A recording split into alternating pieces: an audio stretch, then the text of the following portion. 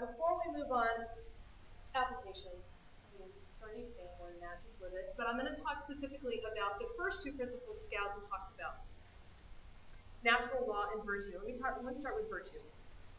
There are two types of virtue, right? Private and public. What's private virtue? Well, it's a lot of things. Probably it means that you're personally moral, but it means more than that.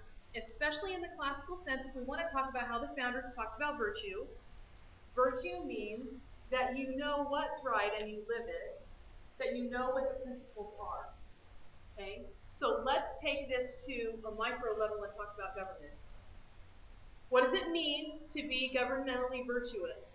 It means that you know what the government and economics principles are and that you live them. And George and I were talking about this on the radio this week. This means that you study this material and then you ask yourself some really hard questions. Self-examination is the hardest thing we do, right? Suzuki said, I don't have it with me, but Suzuki taught that education is useless without self-examination, because if it doesn't change you, then what's the point? So we have to ask ourselves some questions like, what am I doing to show the government that I'm willing to take care of myself and the people around me? Okay. So what's an example? Well, if you want the government out of charity, are you donating to charities? Are you helping charities to function so that government can get out? Are you volunteering anywhere so that government doesn't have to do it? Are you showing the government that you're willing to take care of your own? Okay. Are you neighborly? We live somewhere, unfortunately, and we were new to the area. We had some really nice neighbors, but we also had some neighbors, and I would guess that it was probably one family in particular, but it could have been multiple people, I don't know. And we, on a handful of occasions, got a knock on the door. Knock, knock, knock. There's a cop. Last night you had your dog tied up in your backyard and you barked for 3 hours while you were gone. Okay. I would like to pay the government to pay for a cop to come over and talk to me about my dog barking. I think that's sufficient use of time and money. Another knock on the door. This is, I don't know, the water police. I don't know who they are. Did you know that we have certain times you can turn on your sprinklers here in this city and yours were on at the wrong times? Well, why couldn't my neighbor walk over and talk to me about that? And every time, now this is what's so sad about this, every time they get a call, what happens? Well, they tabulate it, right? And they say, well, man, we're getting a lot more calls in this area. What do we need to do? We need to tax the people more and allocate those funds for another couple of policemen because we don't have sufficient coverage. Because why? Because we won't take care of each other. We won't be neighbors. My sister is a beautiful example. There was trouble across the street.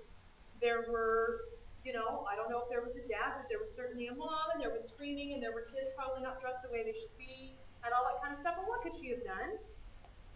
She could have called the state. They would have gone over there, right? But my sister didn't do that. She walked across the street and knocked on the door herself. And she said, how can I help? Can I help? I have another sister-in-law. She's a beautiful example. Wherever she is just the center. And everybody around knows that Kristen is there. Kristen will help. So we have to ask ourselves some questions about, am I denying government handouts for myself? Am I taking care of my future so that the government knows they don't have to take care of me? So this is private virtue. This is showing the government that you're serious about taking care of yourself and others. Now, public virtue is when we step outside ourselves and we recognize that in order for our society to thrive, somebody's got to go beyond. The first thing you have to do is be privately virtuous, but the next thing you have to do is say to yourself, how can I sacrifice to make my country better? And if you study, I remember years ago finally studying some original writings of the founders, and I just wept. no idea the cost. And I was ashamed of myself for not. And not honoring what they had done. So this is where education comes in. As soon as you or somebody else says, I don't know what to do, that is the red flag for education. You know, when you are done with medical school, you don't go home to your spouse and say, I'm just not sure what to do. No. You know, what was the point? The point was to educate yourself so that when you were done, you would know what to do. So you'll know what to do when you have enough foundation. Because knowledge is power. There are a lot of people in this country who feel disempowered because they think that money is power. Not that it doesn't, not that there isn't some power in money, but here's the point. If enough people have enough knowledge, then it won't matter how much money there is. Right? And so what can we do? We can start with us. We can start, there's a principle here that applies to government. That's first things first. That's working on your own center of influence. That's changing you first. So that's what we want to start with. There's 4 things we need to study in order to understand government. The first one is virtue. The second one is principles. And we're going to do that through the books that we study and through this class. The third one is forms. We're going to do that as we get into the form is the embodiment of the principles. Tocqueville talked about this. He told the French, let's borrow from her principles, but not her forms. Because what we do in France, the way we live, the principles of order, and I can't remember all the ones he listed, the way we live them here, the way we embody them in our Constitution will look different, but the principles will be the same. So form is the embodiment of the principles in then history. We call this education for real life. And if you go to the website and go to the government tab, it says education to be a contributing citizen. That's what we want to be. We want to be contributing citizens. We want to be making our country better. So let's talk for a second before we break into groups about it. Let me touch on a couple things. This is, you can read along if you want, 12th principle, page 153.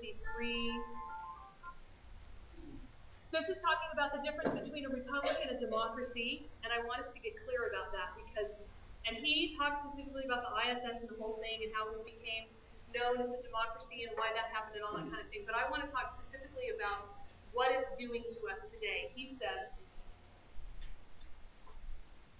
they wanted a republican form of government rather than a democracy. A democracy requires the full participation of the masses of the people in the legislative or decision-making processes of government. This has never worked because the people become so occupied with their daily tasks that they will not properly study the issues, nor will they take the time to participate in extensive hearings before the vote is taken. The Greeks tried to use democratic mass participation in the government of their city-states, and each time it ended in tyranny.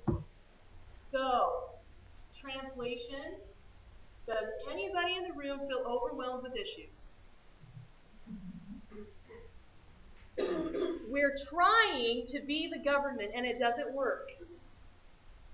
We are purposely designed to be a republic, and he talks about electing virtuous leaders, and of course we can't elect virtuous leaders unless we know what virtue is and live it and raise up the generation, whatever. But the point is that when we get caught up in trying to handhold every one of our representatives, it's an indication to us that we are living in a democracy rather than a republic, and that virtue is the problem.